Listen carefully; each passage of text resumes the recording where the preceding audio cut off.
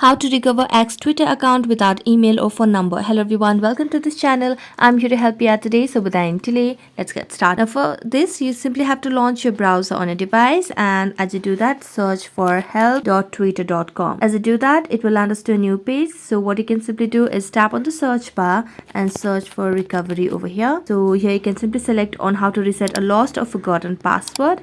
So select on it and this will take us to a new page. So let's just scroll down, and here we have different options. So you can simply select on lost or forgotten X password. So as you tap on it, you'll be able to see different options. So let's just scroll down and you can simply tap on the option over here. So let's select on the option of sign up or can't access your phone or email. So this will take us to this new page where you can simply see on what you can do if you do not have access over here. So let's just tap on the option of sign up over here for password reset page. As I do that, it will take us to a new page where you can simply enter your email, phone number or username.